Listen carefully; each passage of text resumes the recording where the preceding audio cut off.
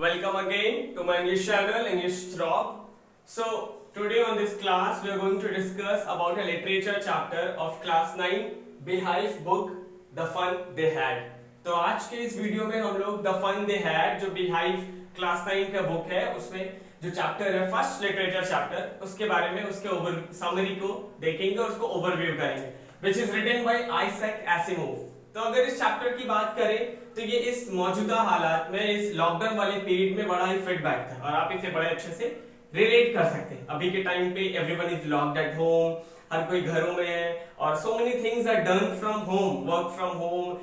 चाहे वो एजुकेशन हो या ऑफिस के काम हो, बहुत सारी चीजें things are done from home. तो अभी के इस लॉकडाउन वाले पीरियड में जब एवरीवन इज लॉक्ड और एवरीवन इज लॉकडाउन तो उस पीरियड में हम इस स्टोरी को बड़े अच्छे से रिलेट कर सकते हैं जो आइजैक एसिमोव ने लिखा है क्लास 9 की लिटरेचर बुक बिहीव की जो फर्स्ट चैप्टर है द फन दे हैड। तो जैसा कि स्टोरी से ही पता चल रहा है जो मस्ती उन लोगों ने किया द फन दे हैड। अब ये दे किन लोगों के बारे में, किन लोगों ने मस्ती किया, will come to know by reading the story by listening to me. आपको ये सारी चीजें समझ में आने लगेगी। तो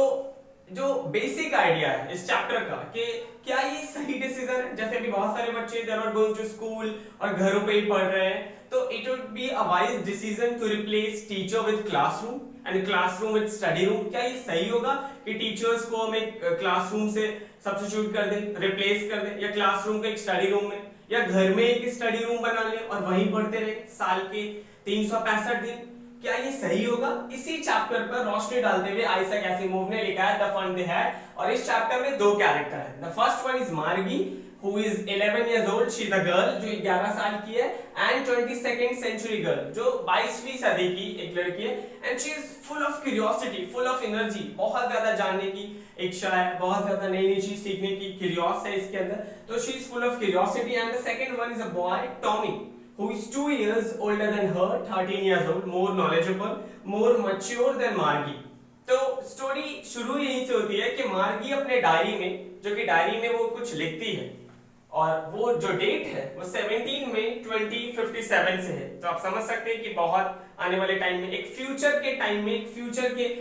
टाइम पीरियड में स्टोरी को सेट किया गया। स्टोरी के बारे में बताया गया कि कैसी हो सकता है अगर उस वक्त क्लासरूम और स्कूल जैसा कोई चीज ही ना हो, बच्चे सब घर से पढ़ें तो क्या क्या चीजें होंगी, ये एडवांटेज होगा, डिसएडवांटेज होगा, ये सारी चीजें समझाई। तो 17 मई 2057 जो डायरी के ऊपर अपनी डायरी में मार्गी ने कुछ लिखा है और जो डेट है उसमें ये बताने की कोशिश कर रही है कि आज टॉमी को एक बुक मिला है, अ रियल बुक। इन लोगों ने बहुत सारे बुक देखी है बट रियल बुक नहीं, टेली बुक्स। घर में मार्गी की एक स्टडी रूम है जहां वो रोज एक रेगुलर टाइम पे चेयर पे बैठ जाती है कंप्यूटर के सामने, जहां कुछ टीचर्स आते हैं, they are mechanical teachers, they not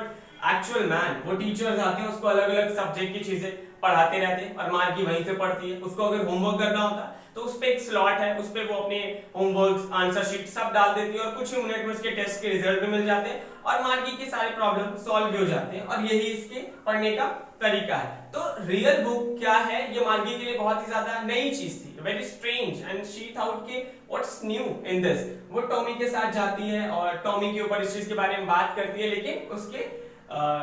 daily जो टाइम है स्टडी टाइम का वो हो चुका होता है, तो वो अपने क्लासरूम में वापस, स्टडी रूम में वापस चली आती है और पढ़ने लगती है,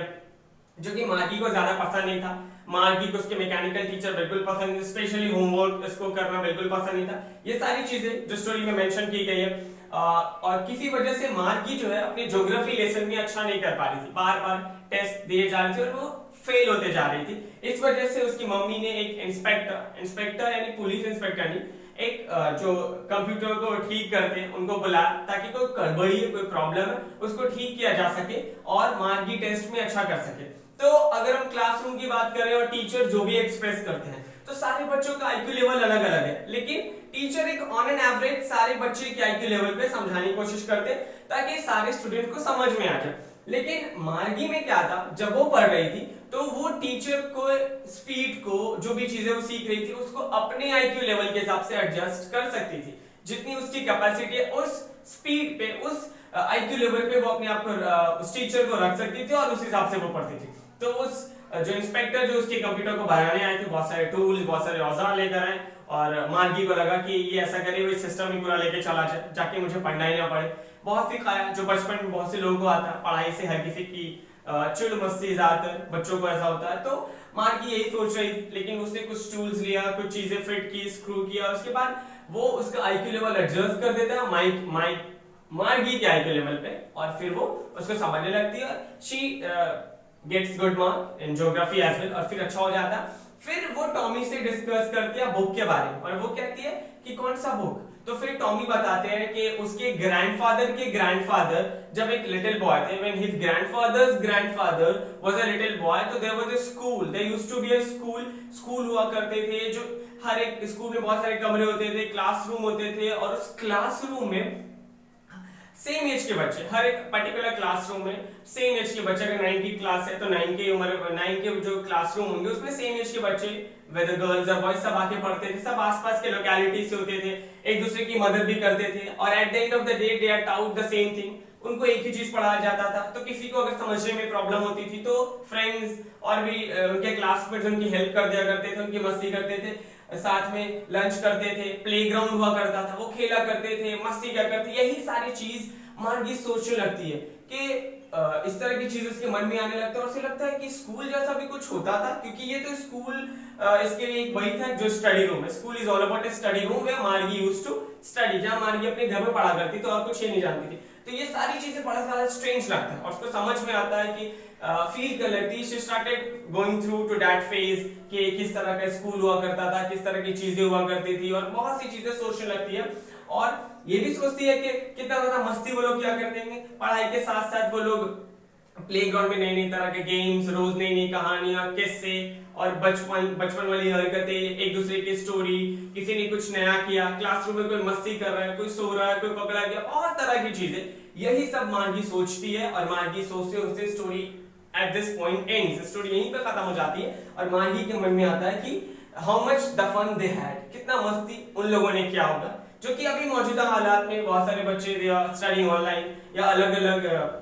वेबसाइट से, अलग अलग ऑनलाइन प्लेटफॉर्म से वो पढ़ रहे हैं। तो एजुकेशन तो मिल रहा है उन्हें, पढ़ाई तो हो रही है उनकी, वो रुकी नहीं है, लेकिन when it comes to having fun वो नहीं हो पा रहा है, वो मस्ती नहीं हो पा रहा है। And definitely all the students जो मुझे सुन पा रहे हैं या फिर जो अलग अलग प्लेटफॉर्म से पढ़ रहे हैं, they are definitely missing their school, वो अपने स्कूल को मिस कर रहे हैं, because we are social animal. तो no matter how good online class can be, but we can enjoy most in our actual school. अपने स्कूल में हम बहुत ज्यादा एंजॉय करते हैं, बहुत ज्यादा अच्छा लगता है, और एजुकेशन के साथ साथ और भी मोरल एक्टिविटी और भी हमारा एक मेंटल डेवलपमेंट होता है, वो सारी चीजों को हम सोचते हैं, समझते हैं। और Isaac Asimov throws a light on this chapter कि आने वाली सेंचुरी में जबकि बहुत ज्यादा डिजिटल प्लेटफॉर्म बड़ा होते जा रहा है और ऑनलाइन लोग चीजें कर रहे हैं, बहुत सारी चीजें, तो एजुकेशन उनमें से एक है जो किया जा रहा है। तो जो फ्यूचर के बच्चे होंगे, 20th century, 23rd century, they will think the fun we had, the fun उन लोगों ने किया था, उनके बारे में वो सोचेंगे। और इसी के ऊपर इस चैप्टर को यहाँ पे खत्म किया गया है कि द फन दे हैड, कितना ज्यादा एंजॉय लोगों ने किया होगा, कितना ज्यादा मजा उन्हें आया होगा। इस चैप्टर में बेसिकली यही बताने की कोशिश की गई है। आई होप आपको ये ओवरव्यू शॉर्ट समझ में आया होगा। तो please like my video and don't forget to subscribe to stay tuned and stay updated. Thanks for watching.